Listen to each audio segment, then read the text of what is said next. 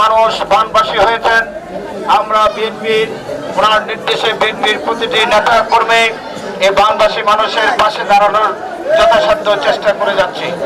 তারই পরিপ্রেক্ষিতে আজকে আমরা জিন্তাল ইউনিয়নে আপনার বানবাসী যখন হয়েছেন সেদিন থেকে আমাদের এই ইউনিয়নের নেতৃবৃন্দ তাদের আপ্রাণ চেষ্টা করে যাচ্ছেন।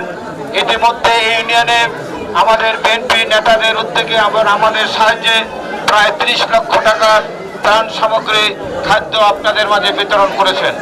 আপনারা যতদিন ঘরে না ফিরে যেতে পারবেন ততদিন এই সাহায্য আমাদের বিএনপি নেতা কর্মীরা আপনাদের দিয়ে যাবেন। এবং আমাদের প্রিয় নেতার নির্দেশ, পানি চলে গেলে পুনর্বাসনের জন্য যে প্রয়োজন হবে আমরা বিএনপির পক্ষ থেকে যথাসাধ্য সেটাও চেষ্টা করব।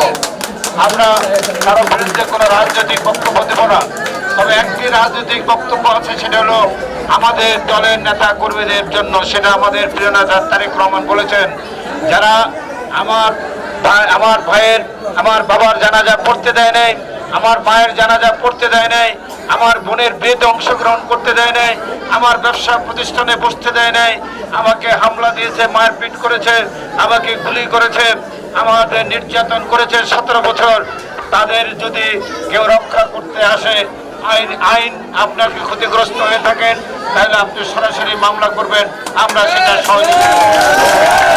তবে কেউ কারো আওয়ামী লীগের মতো কেউ কারো সম্পত্তি দখল করার আমরা সেই পক্ষপাতিত্ব নয়। বিএনপি লুটেরা দল নয়।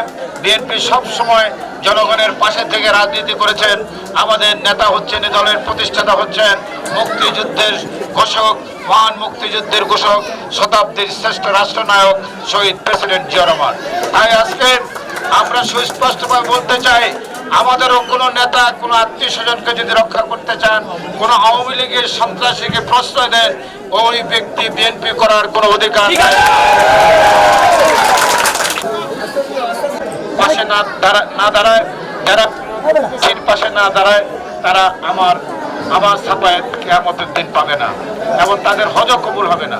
উনি নিজে সুস্পষ্ট বলছে। অতএব যারা বিত্তবান আছেন, এই দুর্দিনে আমাদের প্রিয় নেতা তারেক রহমানও বলেছেন, একটি সুযোগ এসেছে আপনি আপনার গরিব আত্মীয় স্বজনের পাশে দাঁড়ানোর, আপনার পাড়া প্রতিবেশীর পাশে দাঁড়ানোর জন্য।